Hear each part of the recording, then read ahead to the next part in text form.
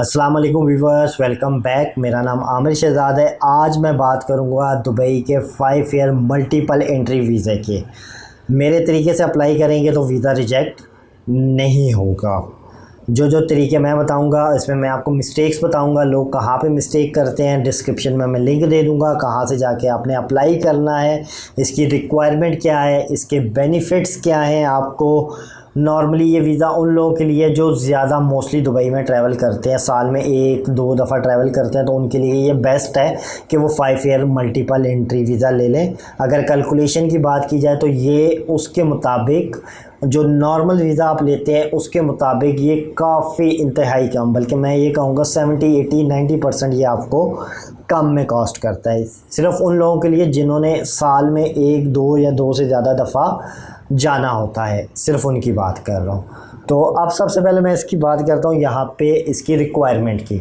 सही है, रिक्वायरमेंट में आपके पास पिक्चर होनी चाहिए, बैंक स्टेटमेंट होनी चाहिए 6 महीने की, और उसके अंदर जो आपका क्लोजिंग बैलेंस है वो $4000 के इक्वलेंट या उससे ज़्यादा होना चाहिए। अगर उससे कम होगा तो आपका वीज़ा रिजेक्ट हो जाएगा।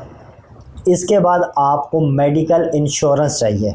मेडिकल इंश्योरेंस पाकिस्तान से नहीं चाहिए आपको, बल्कि दुबई से चाहिए। अगर आप पाकिस्तान की मेडिकल इंश्योरेंस लगाते हैं तो आपका वीज़ा रिजेक्ट हो जाएगा, और वो आपको बताएंगे भी जब आपका वो अपडेशन उसके अंदर आएगी तो उसमें मेंशन करेंगे। अरेबिक के अंदर होता है वो, तो बाज़ लोग ट्रांसलेट कर लेते हैं, बाज़ लोग नहीं कर पाते, तो उसमें लिखा हुआ होता है कि आपकी जो इंश्योरेंस है आपने जो हमें प्रोवाइड की है ये दुबई से हमें चाहिए, पाकिस्तान की या जिस कंट्री से आप अप्लाई कर रहे हैं वहाँ से एक्सेप्टेबल नहीं है।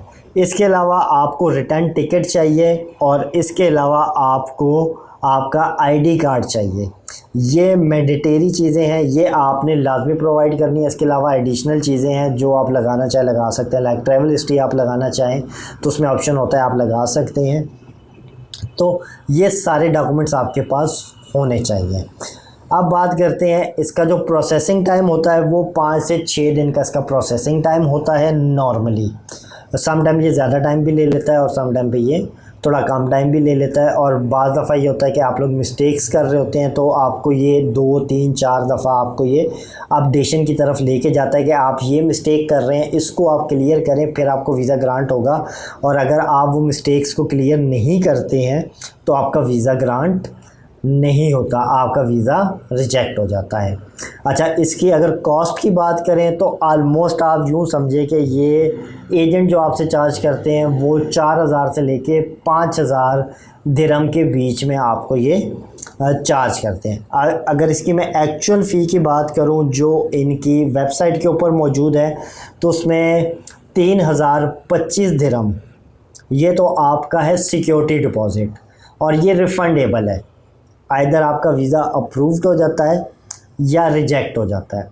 3025 दिरहम ये आपको रिफ़ंड आएंगे। अगर तो आपका वीज़ा अप्रूव्ड हो जाता है तो 5 साल के बाद जब आप वीज़ा कैंसिल करते हैं तो ये आपको रिफ़ंड आ जाता है। रिफ़ंड आप 2 तरीके से ले सकते हैं, एक तो जिस अकाउंट से आपने पेमेंट की है उसी अकाउंट में आप रिफ़ंड ले सकते हैं, और दूसरा आप बाय चेक के ज़रिए भी आप यहाँ से दुबई के वो बैंक का आपको नाम मेंशन कर देते हैं कि इस बैंक पे आप जाके इस ब्रांच पे जाके आप अपना चेक कलेक्ट कर सकते हैं। बाकी अदर इनकी फ़ीस होती है, जैसे रिक्वेस्ट फ़ी है, इशू फ़ी है, इसके अलावा ई सर्विसेज फ़ी है, आईसीपी फ़ी है, स्मार्ट सर्विसेज फ़ी है। इसके अलावा जो है एजेंट जो इंश्योरेंस लगाता है आपसे, इंश्योरेंस के पैसे चार्ज करता है, फिर प्लस वो जो उसमें टिकट लगाता है, होटल बुकिंग उसके अंदर लगाता है, उसके वो आपसे चार्जेस लेता है, प्लस अपने सर्विस चार्जेस वो अलग से आपको चार्ज करता है। तो ये एजेंट के ऊपर डिपेंड करता है, वो 4000 से लेके 5000 दिरहम के बीच में आपको ये कॉस्ट करता है। बाज़ लोग डमी चीज़ें लगाते हैं तो उनकी कॉस्टिंग कम हो जाती है, बाज़ लोग ऑथेंटिक चीज़ें लगाते हैं तो उनकी कॉस्ट थोड़ी ज़्यादा होती है। तो कोशिश ये कीजिए जब भी आपने अप्लाई करना है या तो ख़ुद अप्लाई करें या फिर किसी ऑथेंटिक ट्रैवल कंसल्टेंट से अप्लाई करें, तो ये वीज़ा आपका एक्सेप्ट हो जाएगा। अच्छा, अब इसके अंदर जो है आप क्या है कि स्टे कितना कर सकते हैं। मैक्सिमम आप इसके अंदर 180 डेज़ रुक सकते हैं, लेकिन ये कंडीशनल है। देखिए 90 डेज़ तो आप आराम से यहाँ पे रुक सकते हैं, 90 डेज़ तक आपको कोई प्रॉब्लम नहीं है। 90 डेज़ से अगर आपने ज़्यादा रुकना है तो फिर आपको परमिशन लेनी पड़ती है, और परमिशन डेफिनेटली गवर्नमेंट से परमिशन लेनी पड़ती है वहाँ की। वो आपको परमिशन देते हैं, आपके वीज़े को एक्सटेंड कर देते हैं कि आप इसमें मज़ीद 90 डेज़ तक रुक सकते हैं, तो आप रुक सकते हैं। अच्छा, इसके अंदर ये चूँकि टूरिस्ट वीज़ा है तो आप वहाँ पे कोई बैंक अकाउंट नहीं खोल सकते, कोई काम वहाँ पे आप नहीं कर सकते, जॉब वगैरह कुछ भी नहीं कर सकते, ये सारा का सारा इल्लीगल होगा। बेनिफिट इसका क्या होगा, आपको वीज़ा बार बार लेना नहीं पड़ेगा, और सबसे अच्छी चीज़ इसके अंदर वीज़ा के अंदर ये होगी, ड्राइविंग लाइसेंस नहीं लेना पड़ेगा क्योंकि आप टूरिस्ट हैं। आप जाएं वहाँ कैब रेंट के ऊपर लें और इजीली आप उसको अपने इंटरनेशनल ड्राइविंग लाइसेंस के ऊपर ड्राइव कर सकते हैं। तो उम्मीद है कि आज की वीडियो भी पसंद आई होगी। पसंद आई है तो उसको लाइक शेयर सब्सक्राइब ज़रूर कीजिएगा, और ताकि आने वाली जितनी भी वीडियोज़ हैं और जितनी भी अपडेट्स हैं आप वो देख सकें। तो दुआ में याद रखिएगा। अल्लाह हाफ़िज़।